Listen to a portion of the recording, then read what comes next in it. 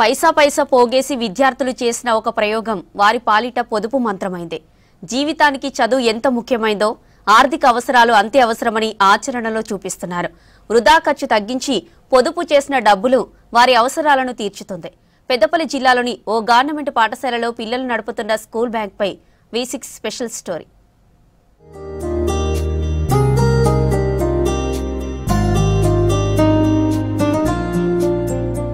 పెద్దపల్లి జిల్లా సుల్తానాబాద్ మండలంలోని గర్రపల్లి జిల్లా పరిషత్ ఉన్నత పాఠశాల ఉపాధ్యాయులు వినూత్నంగా ఆలోచించారు.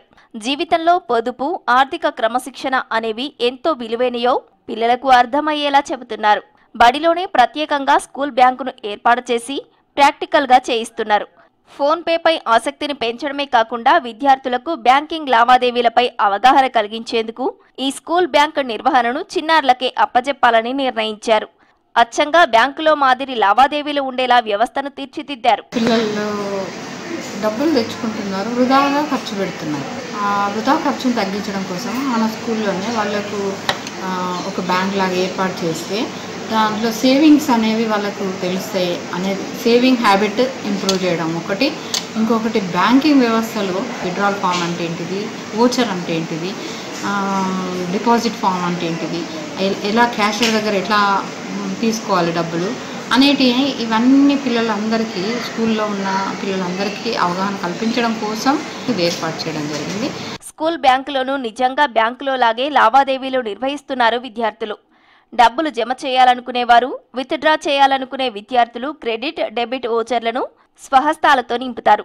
బ్యాంకింగ్ సేవల నిర్వహణ కోసం విద్యార్థులకు ముందుగా శిక్షణ ఇచ్చారు సోషల్ టీచర్ వెంకటేష్.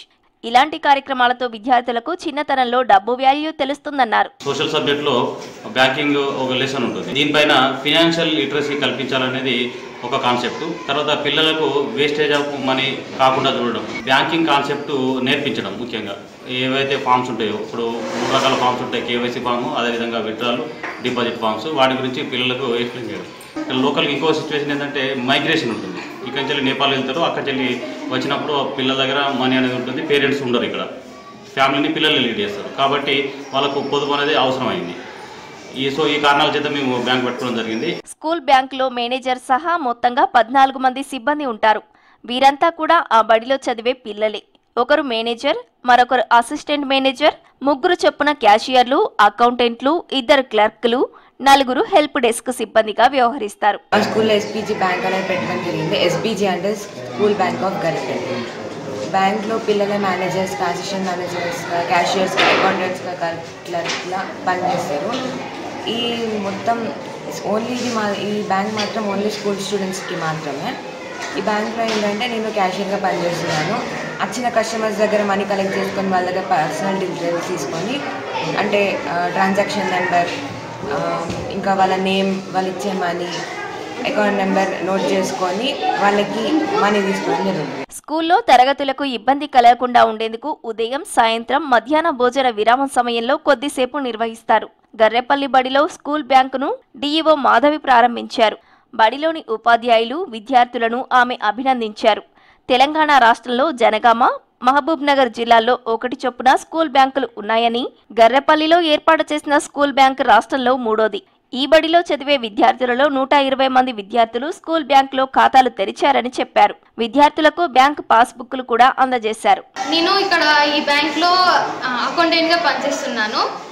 నా పని క్యాషియర్ దగ్గర ఉండే రిజిస్టర్ నుంచి వెళ్ళి నా దగ్గర ఉన్న రిజిస్టర్కి నేను అంటే ఎక్కియాలి. దాంట్లో తన దగ్గర ఉండేది తన దగ్గర ఉండేది డైలీ షీట్, నా దగ్గర ఉండేది లెడ్జర్ బుక్.